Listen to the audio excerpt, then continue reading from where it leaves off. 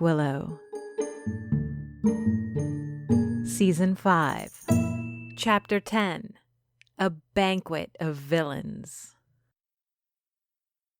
It must have been hidden behind the thunder, the same way you hide fish sauce in pad thai, burying the strong flavor under soy sauce and painting over the pungent fishiness with a touch of sugar.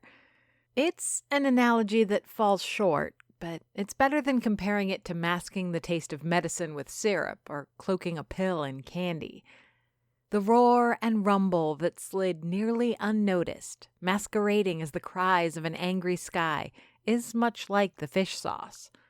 On its own, it's an unwelcome necessity, the gut-churning and overpowering flavor never meant to be enjoyed solo, all while remaining a beloved additive.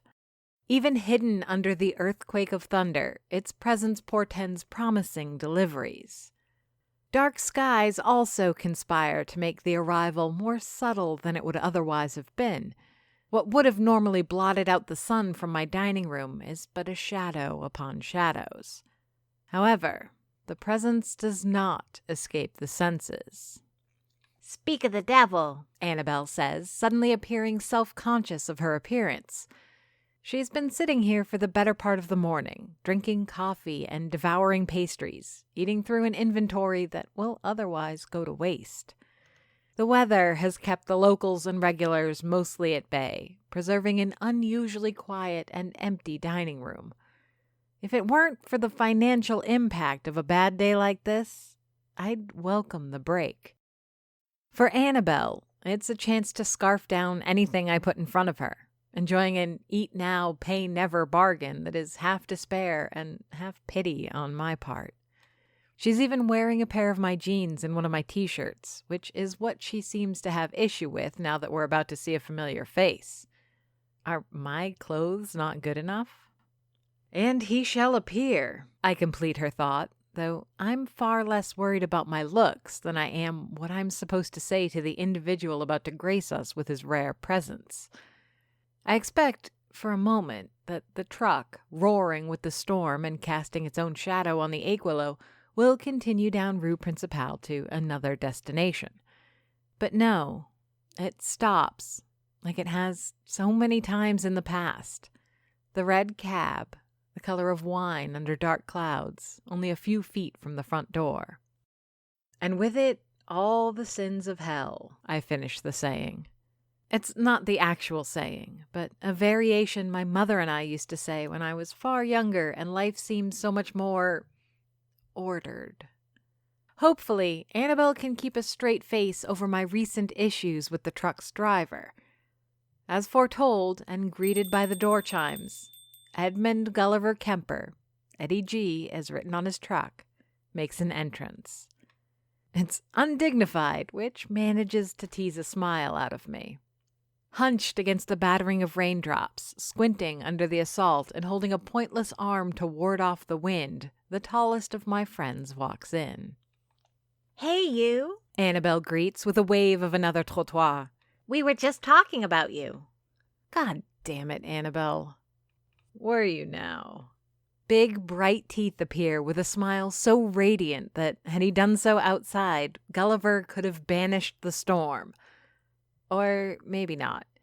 In Aiguillo, it's sometimes hard to tell the hyperbole apart from reality. You came up a little, I say, pulling out the sugar and cream, already trying to decide what pastries to serve him. Gulliver shakes himself like a dog. He's not even that wet, having been in the rain for less than a minute. Good things, I hope. He sits next to Annabelle, pushing her bag farther down the counter, making room for his inevitable banquet. "Miriam misses you." Deep down, I know I should never strike a friend or a customer. It's rude and probably illegal. It opens the door to retaliation, and it isn't good for the relationship. But I'll be damned if I don't picture my knuckles on Annabelle's cheek right now. Or maybe a swift bonk on the head with a spoon would be more on brand for me. Shouldn't your mouth be full right now? I ask, trying to make light of the situation. The damage, it seems, is done. How can I describe the change that comes over Gulliver? It's one of those very subtle body language things. Like a Nanaimo bar made with margarine instead of butter. So very close to being the same, but unmistakably different. His smile loses in sincerity without his lips even moving. The spark in his eyes dulls, though he doesn't so much as blink. The only visible cue that Annabelle's statement impacts him is a slight raising of his eyebrow and a tilt to his head of less than a degree. I'm sorry, Annabelle says, sarcasm lacing her apology. I just got a bit of a dramatic lecture about honesty amongst friends. I have half a mind to cut her off from the delicious parade of food I've been putting on her plate, but I recognize her tone. Not since last fall did I hear Annabelle use that particular intonation. It's her bartender voice, the one she uses when embodying the detached wisdom of a mixer of drinks. Always ready to listen, but never shy to give the hard advice. Well, Annabelle is, in the grand scheme of things, and much like myself, almost a child, I can't shake that there's something to this tough love approach. Like diving head first in a pool, getting through the initial shock of cold in an instant instead of drawing out the unpleasant experience. Oh, we've had that chat already, Gulliver says. The gist of it, at least. Did you now? Annabelle teases, her mouth still empty and talking. I gather my thoughts as I brew a fresh pot of coffee. My mood, apprehensive and irritated, must have seeped through my movements, like a drop of blood falling in the ocean, calling the jaws of the coffee machine. Damn it! I cry, nearly dropping the pot and almost knocking over a plate of pastries. I kneel and hold my left thumb between my knees, as if pressure will make the scalding sensation go away. You okay there? Gulliver and Annabelle say in near unison, both leaning over to check on me as I crumple to the floor in agony. I'm fine. The volume at which I assure them of my health isn't as convincing as I want it to be. I am okay. The burn from the hot jet of steam that I never even asked of the machine, hit me on a previously raw spot. Burn on burn is an excruciating variety of pain, but nothing new, and nothing I won't recover from in a moment. Stupid machine has it in for me. Still giving you trouble, is it? Gulliver reaches over the counter to offer help. So tall and long-limbed is he that this is no effort on his part. I grab onto his hand so he can pull me to my feet. Annabelle, not one to be left out, takes my other hand to inspect the burn. Her evaluation is swift and her feet swifter, dashing to the kitchen, hopefully to get some ice. I'm fine, I repeat, letting go of Gulliver to steady myself on the counter. For the first time, I notice something about my friend. A change that I would have probably glanced over a year ago. Such a tiny thing, a quirk of fashion that I wouldn't have cared to comment on, but as I see it today, nice sweater. And it is a nice sweater. As much as it pains me to admit, because I suspect its origins, the shirt suits him perfectly, especially in this weather. The wool is thin but knit tight, giving Gulliver the look of a sailor on shore leave. The cut is clearly tailor-made, defining his powerful build. Usually, Gulliver's shirts aren't sewn for a man of his height, favoring length or width, but not both. This one does. Thanks, he says, putting a finger through the collar to pull at it a little. I'll pass on the compliment. Not if you want to avoid sleeping on the couch, you won't. He laughs. Not the full-throated laugh I've gotten used to from him, but a hearty enough one. I think she'll put her ego in front of whatever is going on between you two. He's still pulling at the collar, making me wonder if it's not a little tight. So much for being a perfect fit. As tempted as I am to mention it, I keep my mouth shut. Maybe it's better to let Gulliver go back to her with the compliment. Yet another olive branch I expect will be ignored. Speaking of which, Gulliver says, reaching over to pull that plate of pastries I nearly knocked over closer to him. I'm told you're hunting something. I shrug, inspecting my hand, curious of the fresh damage I've sustained. I could sure use that ice right now. Yeah, not so much hunting. I'm not sure yet what I'm supposed to do with this one. A brioche between long fingers, Gulliver is about to take a bite when he stops to reply. Wouldn't killing it be the best option? My lips tighten and my hands are quick to hide in my apron's front pocket. It's a new apron. I had to throw out the previous one on account of the raccoon blood not washing out completely, leaving mud-colored stains on the sage green fabric.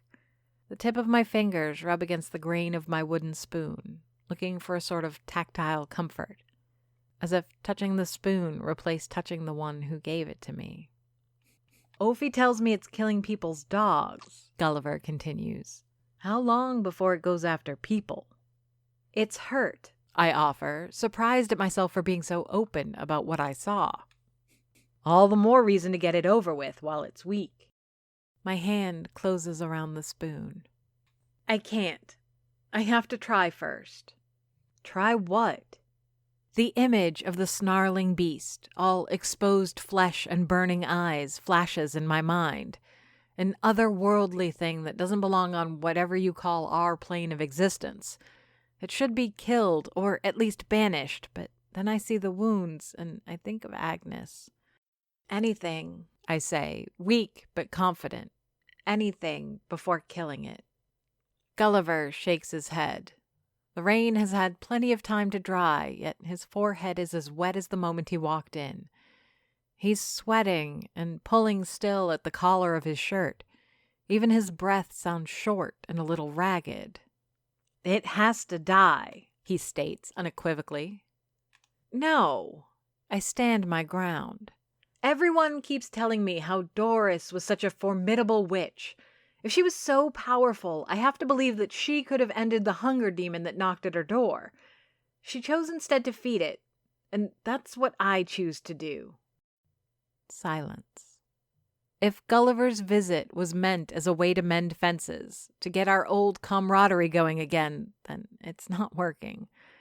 The tension between us is thick as a London fog. I used to fear for my life in his presence, but now it's for something else's existence that I stand. Tell me where it is, he says, the intensity in his voice greater than anything I've seen from him in years. Not since I took away his keys to the ache willow, a privilege bestowed upon him by Doris herself, has my friend shown this side of him. Tell me where it is, and you won't have to worry about it killing any more pets or being a danger to the community. And your hands stay clean. If he keeps pulling at his sweater's collar like that, he's going to pull a stitch. She sent you here, didn't she? Gulliver's fingers finally leave his collar, detaching themselves from the knitwear one at a time over a few seconds. He frowns. Not the curious frown of one pondering a question, but that of a man who's been cornered, his simple task now rendered impossible. She's doing this for your own good, you know. With the kind of swift movement that only habit can yield, I snatch a box from the stack under the counter. My nimble fingers assemble it in the span of one rapid heartbeat, laying it on the surface between Gulliver and I. I barely need to look as I transfer the pastries on his dish to the box, quick and precise. Not a flake dropped in the process. Miriam, he pleads. She's good at this. Her whole family here. I shove the box in his hands. To go. Defeated and frustrated, Gulliver pulls himself to his feet. He looks around, the sailor looking for a place to anchor himself. And while I see his eyes linger on the spoons behind me, most likely on that of Doris, the latest addition to the collection, it's too brief to hold. You told me once that Doris saved you. You never told me how, and I don't need to know. But ask yourself, Edmund Gulliver Kemper, what if she had decided not to? Box in one hand, the other wiping at an eye I could have sworn was dry, my friend Gulliver leaves the ache willow as he entered it, head hunched between his shoulders and his face wet. Jesus, Miriam, Annabelle whispers from behind me. I'm exhausted. Anger doesn't come easy to me. I get jealous and I get frustrated, but I don't get angry. Not enough to lash out and push people away. Not like this. The half-dozen people in the dining room barely notice the exchange, or are too polite to acknowledge if they did. The ground shakes with Gulliver's truck pulling away. As the shadow of his trailer moves from the front of the Aquilo, it reveals a sun-bright sky. Not one painted in full cerulean, but a cloudy mess of white tufts and gray blotches, with the occasional patch of blue cut with sunlight. Streets remain slick with the fallen rain, and drops still drizzle from the edge of the awning, but the storm is over.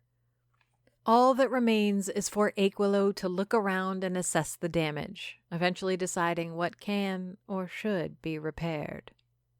How long have you been standing there? I ask Annabelle, feeling the pain in my finger blooming anew.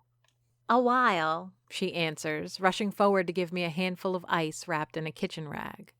I didn't want to interrupt. That was a little intense.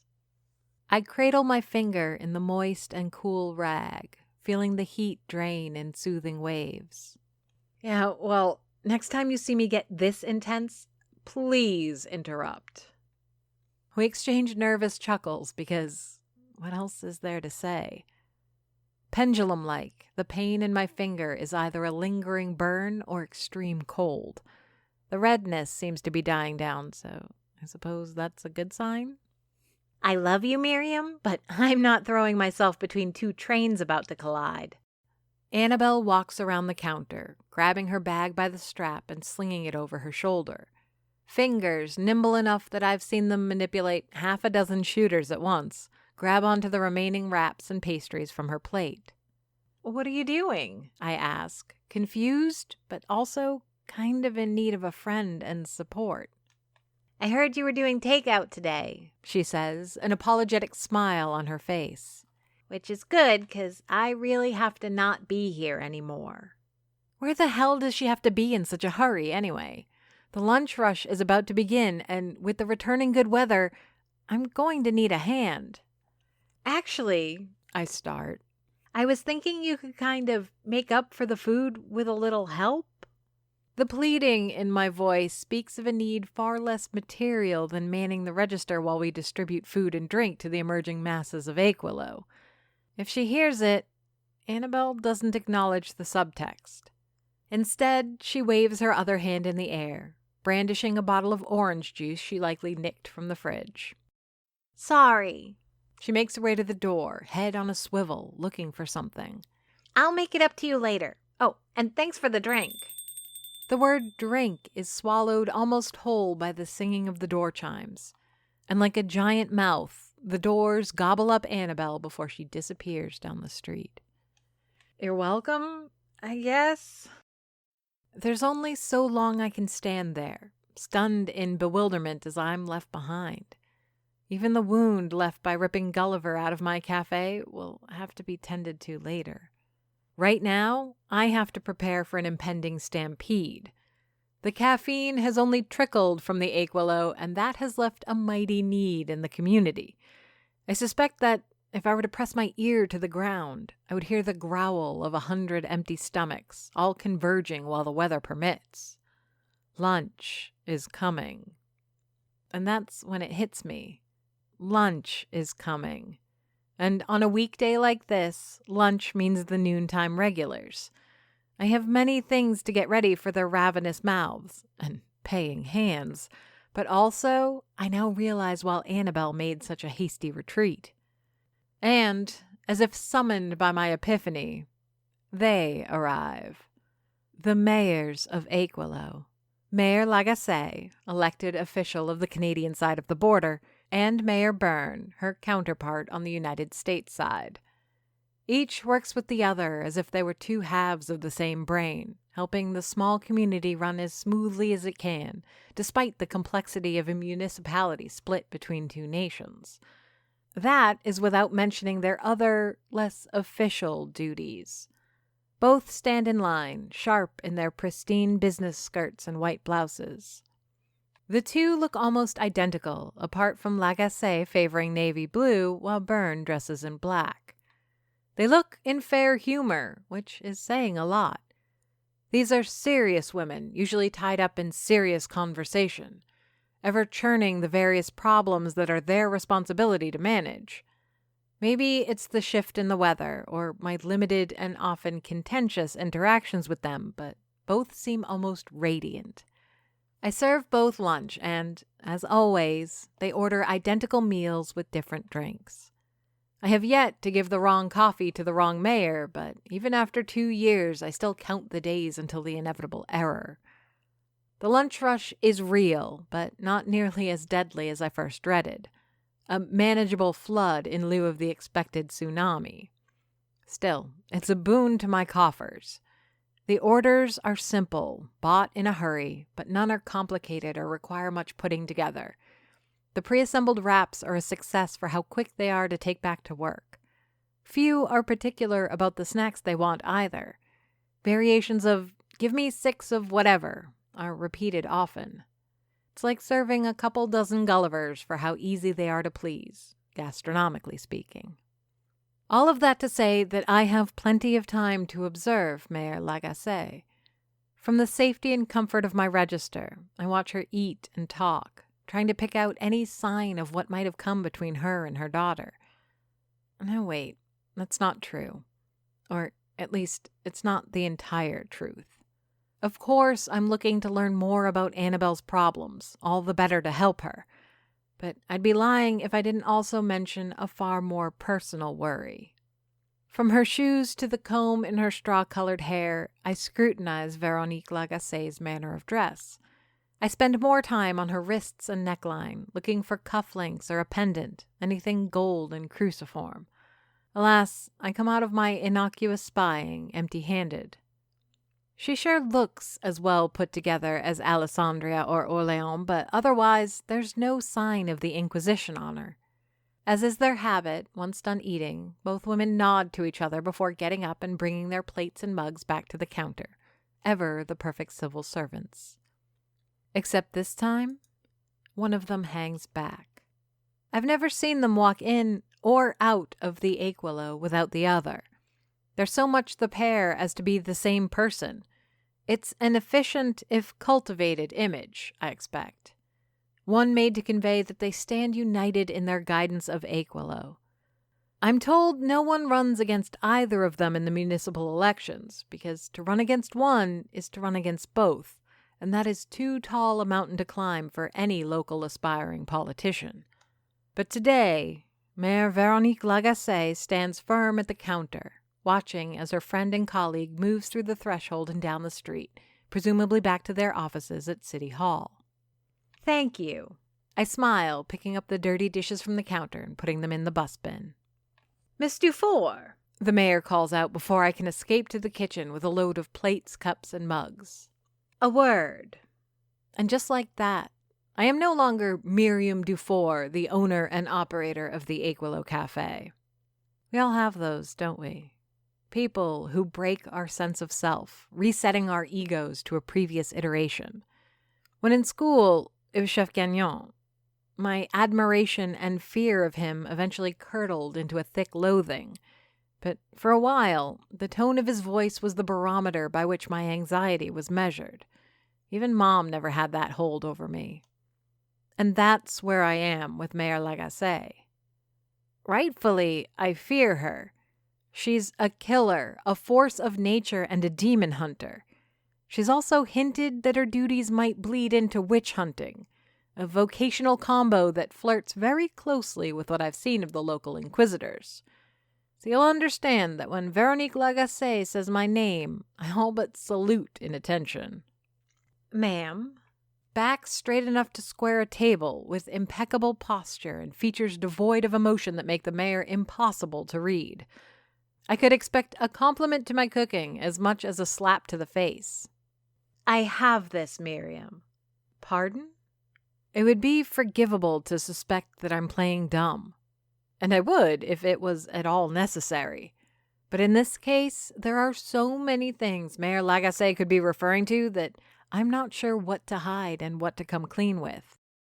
You can and should sit this one out. If there's any irritation behind her words, I lack the sensitivity to see its shape. The mask of professional detachment is immaculate, an untouched mirror glaze, flawless to even the most practiced eye.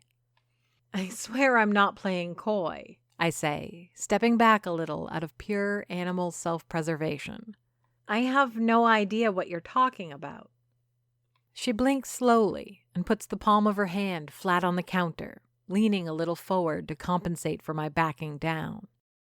Demons and my daughter, She says, like someone running down the bullet points of an agenda. You can leave these subjects be. I will handle them. Just like you handled the hunger demon? Or Peter? Or how about how you're handling Annabelle right now? Do you even know where she's staying to avoid you, Mayor Legacy? I would love to be the kind of person who stands up for herself like that, just tossing everything on the table, ready to weather the confrontation that follows. Takes a level of confidence and spinal fortitude that I only have in my wildest dreams. Miriam Dufour, the baker confident enough in her cakes to brave a demon wielding only petit four, but ready to cower at a stern word from a city official. Is that the person I am? Is that the person I want to be? I think I've got it, I say, making a show of rearranging the plates in the bus bin. But about Annabelle. She silences me with a glare. Her eyebrows tilt down ever so slightly, and her flat lips pull back in a half snarl. I've spoken with Mayor Lagacé in the past about both her civic and ceremonial responsibilities, but I've never talked to this person as Annabelle's mother. That is uncharted territory, and I didn't expect the waters to be so hostile. Having cowed me to her satisfaction, she looks around the Aquilo Cafe, her eyes measuring every wall, evaluating every corner, and appraising every tile on the floor. When her attention returns to me, it's to deliver a dire threat. I can take all of this away, Ms. Dufour. This is no idle menace. Or if it is, the delivery is convincing enough to be award-worthy. I feel the weight of it on my shoulders, such that if it were but an act or jest, the whole Aquilo Cafe should stand and clap at the performance. You wouldn't. A quick rezoning, she says, calculating as if she were already prepared to execute. Or maybe we look at the municipal taxes for the area. Whatever it takes. Never forget, I can slap this business right out of your hands if... Like buttercream on a cupcake too fresh from the oven, the menace, the threat, and the sudden anger all melt away from Mayor Lagacé. Long, naked fingers pull at the fabric of her blouse, banishing the folds and wrinkles. Her back straightens anew, and her eyes soften. Just like that, she's all business again. But the impact remains. If you meddle in my family and my work. I nod, too frozen in place to do more. The Aquilo? Taken from me? Not a new threat, but one that, in 2 years, has grown from something ridiculous and insignificant, spoken by inquisitors I couldn't take seriously at the time, into something far more real and devastating. I've only started to peel back the layers of what the cafe means to the community and to the fabric of Aquilo, but I've learned what it means to me. Mayor Lagacé takes 2 steps in the door's direction, head held high. But she stops, turning back to me for one last word. I fear what it might be. Another threat, perhaps? One to sweep my legs from under me completely and guarantee my cooperation further? I would hate to have to do it, Miriam, she says. This place is important to my constituents. More than you have yet to realize, I think. But make no mistake. If pushed to it, I will turn it into a parking lot. With that, she makes her exit, leaving me to stand on tiles that suddenly feel far less solid under my feet. She really said that? It took longer for Annabelle to slink back to the Aquilo than I'd hoped. In hindsight, I should have known. I saw her pack food and drink before she left. That girl was off for a prolonged exile. She was stocking up for an expedition. By the time she came sauntering back to the cafe, it was already dark outside, the sun having ceded ground to the street lamps and a half moon dominating an almost empty sky. "Yep," I say, wiping down the counter. I'm still a few minutes from officially closing shop, but I've still got one client remaining. The man I only know as the butterfly wing salesman. He calls them fairy wings, but despite all I know of Aquilo, I still think that's a fraud. With little chance of another customer dropping in and a message to send to that final straggler, I've begun tidying up. Actually, I should say that we are tidying up. With no prompting or demand on my part, Annabelle joined in, pulling chairs onto tables after I'd wiped them down. "She wouldn't, though," she says, lifting the chair right next to my final customer. "Where is she going to get her chicken wraps?" I don't know, but she seemed awful serious about it. In fact, of the two subjects we discussed, you were the one she seemed most passionate about. Butterfly Wing Man starts gathering his things, having either gotten the hint or deciding he has other business to attend. And what strange things he puts away into his worn leather satchel. Reams of notepapers, an assortment of glass squares, and a few rolls of metal tape. "Passionate?" Annabelle asks, incredulous. "Are you sure she just wasn't having gas? I've never seen Mom be passionate about anything. Do you want to know what she did to celebrate her current term? Pizza." A mist of tangerine oil-scented all-purpose cleaner wafts through the air as I prepare another table to be cleaned. At this rate, we'll be done with the Aquilo in no time. "You made pizza?" I'm not done asking before I realize my mistake. Annabelle tilts her head and frowns. I might as well have inquired exactly what type of cheese the moon was made of, so curious my question is, at least to anyone else's ears. "What a Miriam thing to ask," she says, still holding up the chair she just picked up. "No, most people don't make their own pizza. Or if they do, it's so they can pretend it's better than restaurant pizza and then never make it again. We ordered, obviously. And it was great, of course, but nothing out of the ordinary. Mom doesn't celebrate. She doesn't mourn. She doesn't anything." "She kills," I say. Annabelle was aiming for a bit of levity, poking fun at her mother, but the veil of dread left by Veronique Lagacé has yet to lift. Making light of the woman is pointless when I'm reminded of who she is and what she does. Especially what she could do to my cafe. "Not people," Annabelle specifies, though I think I hear a hint of doubt in her voice. Or is that paranoia? "What are you going to do?" The chimes ring, letting us know that our final customer has finally left, butterfly wings and all. I dig into my apron, pulling out a jangling mess of a keyring so I can lock the doors. "About your mom?" I say, looking back at my friend. "Nothing for now. I'm not going to tell you to talk to her because you won't listen and I'm not your therapist." "Correct on both counts, but go on." "But once we're done here, I'm going to pack up some salt, a flashlight with very fresh batteries, and I'm going to go trap myself a demon dog. Don't feel like you have to, but you're free to join me." "I've been on weirder and more dangerous dates," Annabelle says, putting up the last chair. "Will there be snacks?" I'm just about to laugh, allowing myself to finally succumb to a bit of levity, when I hear it. A familiar sound, for sure, and one that automatically digs into the most irritated parts of my soul. It's a metallic scratching, the muted clicking and clacking of tiny steel and brass pieces, not from beyond the Aquilo's back door, but within the door itself. "Hush," I order Annabelle so I can get a better listen. But before I can even make my way back to check on the source of the sound, the handle rotates slowly down, whining an ominous creak as it does so. A click, and the back door to the Aquilo opens by a few inches. They're here. I can't see the bottom of the door, but from the skittering sounds of claws on ceramic, I can tell our walls have been breached and we are being invaded. The truants waste no time either. The kitchen is their goal and they make a direct line for it.